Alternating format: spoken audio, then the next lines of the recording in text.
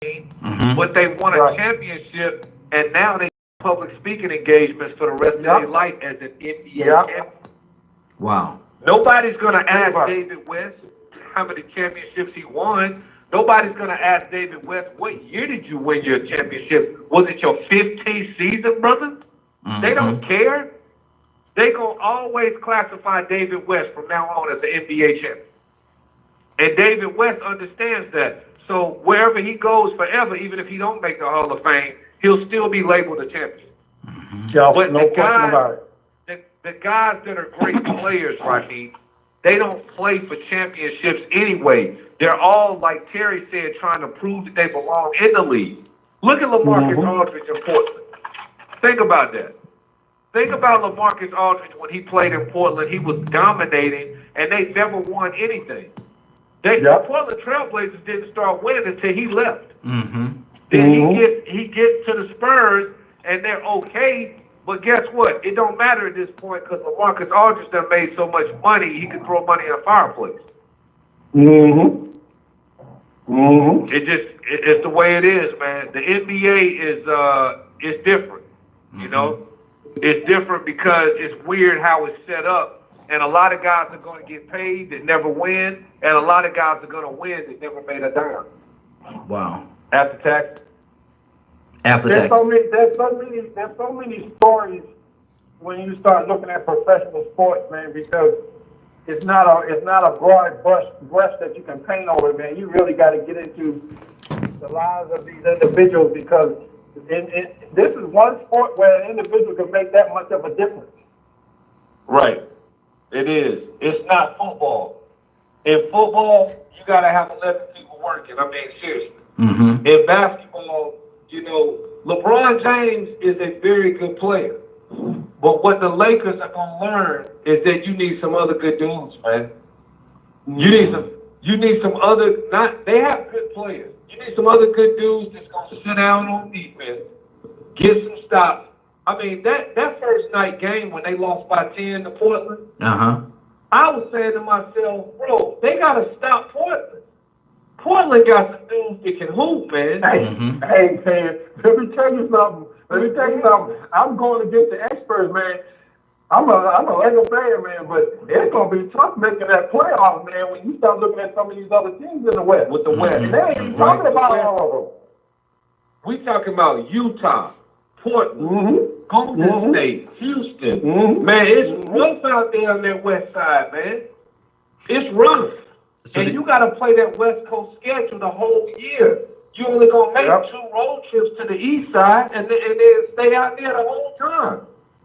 You got to play these dudes, and these guys got a chip on their shoulder because they walking around like, man, we respect LeBron, but we don't respect all the dudes in diapers that he playing with. So the guys in baby diapers. So do you think LeBron made a mistake? Do you think LeBron made a mistake in going to the West? No. That's a business move, man. That's a business move there. All business for him. That's a business move right there. I'm going to tell you right now, he made the best. At this stage of his career, the only move he could and should make was going to L.A., the big market where you're a star among stars. You know? Right. He's playing with house money right now. Yeah. He's playing with house money. He's Anything they do this he's year, not worried about anything right here. Not a thing. Not a thing. Now, Ain't worried about nothing. when do you think the comparisons are going to start coming about him and Kobe? Because Kobe took the Lakers to a championship and won several of them. Now that he's there, when are the comparisons going to start? It doesn't matter. The media, look, today's podcast is about media and mass manipulation. The media is always going to try to manipulate you to get in an argument between Kobe and LeBron, LeBron, Kobe, Kobe, Kawhi, Kawhi, Westbrook, Dame Lillard, Kyrie, LaMarcus and Anthony Davis. Why do you think they market the games like that? They literally market games now and say to you, yeah, man, so-and-so versus so-and-so. Think about that.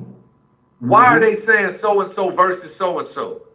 They're saying that for a reason, bro.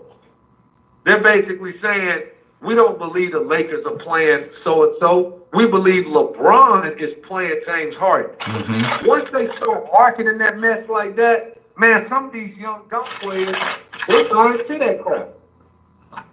Mm. And not only that, like I said, I don't see a comparison coming anyway, because LeBron is bringing something to an already storied franchise, right? Mm-hmm. So is King James coming to the Lakers? I mean, he ain't gonna make the Lakers. It's more like, are you bringing Showtime back? Are you bringing Showtime back? Not like, are you creating something that we ain't never seen before? You know. So there's not going to be a comparison. The only thing that's going to happen moving in the future, and I think, Kev, you can back me up on this, because it's all about the future now. All he's doing is putting butts in the seat because the King James is in town. But it's all going to be about what's going forward. They're going, yeah, they just doing that because he knows he's going to need another 2 superstars like he had in Miami, like he had over there in Cleveland. They're going to need another 2 superstars to team up with him and have some role players so he can bring another. But they can't be plastic superstars. They got to be heavy metal. No, they got to be legit guys. And they got to be legit. You can't bring no more Carmelo Anthony to OKC. No. Mm-hmm. Carmelo does. You can already see that. You can already see that at Houston. Mm-hmm. Carmelo not even going to be able to be relevant in Houston. You can already see that happening early. Now, who would y'all recommend? Who some of those players? If you can name 3, if each one of y'all can name 3 players that, if they get one of these 3 or all 3 of these, will make a huge difference in LA and the path that LA is going to go in. Who would those players be, Kevin? Kawhi. I mean, you got to get Kawhi Leonard.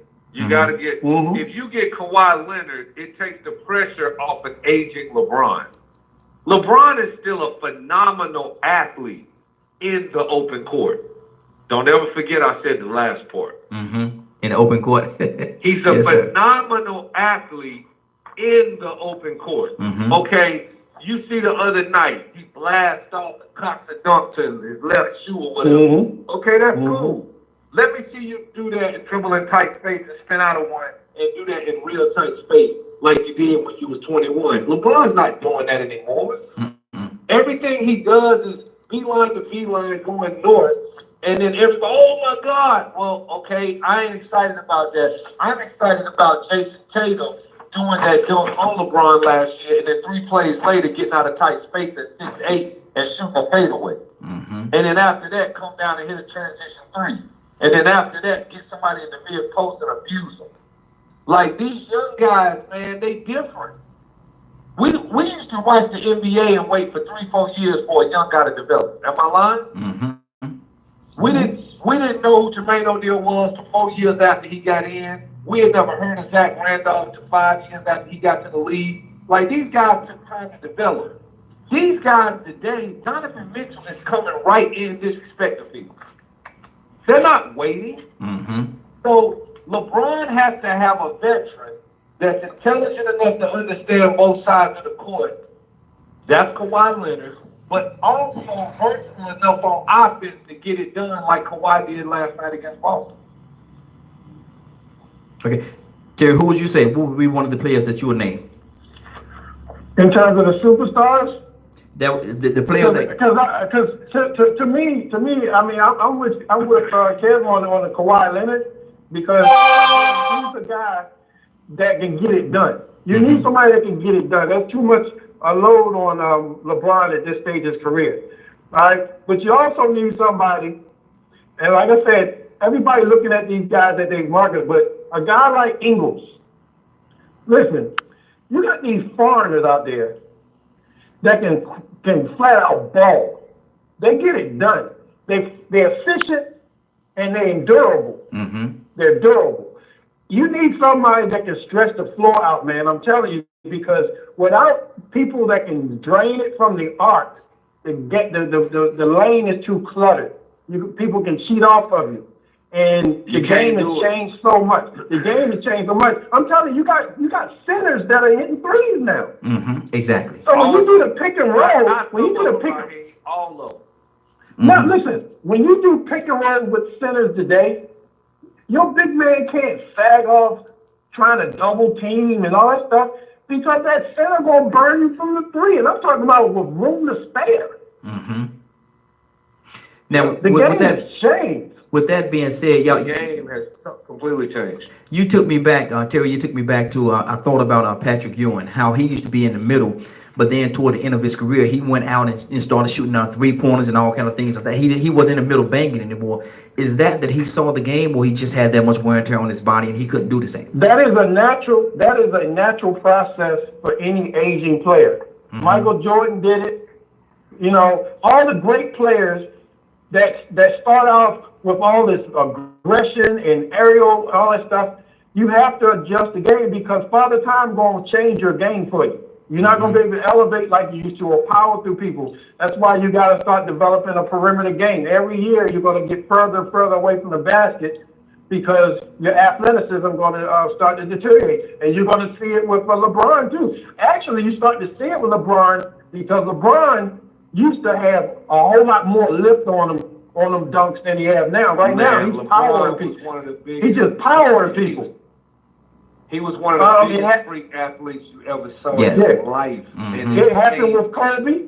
It happened with Kobe. It happened with the greatest players because it happened with me, and I wasn't a great player, but you're going to get further away from the basket the older you get and the less athleticism you have. With that being said, you got to be smart about bringing in them young guns too, because let me tell you, without a good bench and without youth, that's a grueling season, bro. Mm-hmm. You talking about 82 days, man, of grinding it out. Them injuries will become part of it. The wear and tear on your body become part of it. Once you get in the playoffs, it's all about experience.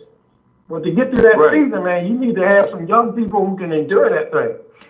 Now, again, you said something. You need to be able to spread it around, right? And you got to be able to spread the wealth to where a guy, like somebody said something so profound the other week about Victor Oladipo.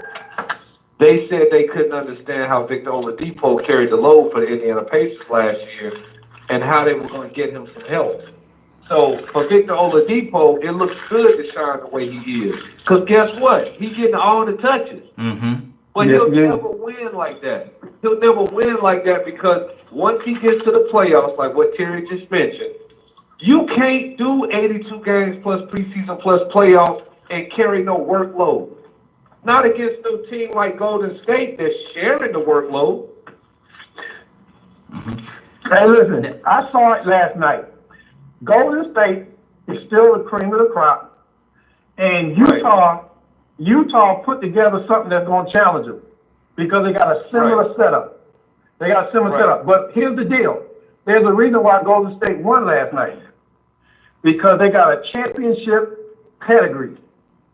They found a way to win that game last night when they were dead in the water for a second because I can't see Utah playing any better except for down the stretch. Donovan Mitchell went for the jump shots more often. Utah shot more jump shots down the stretch.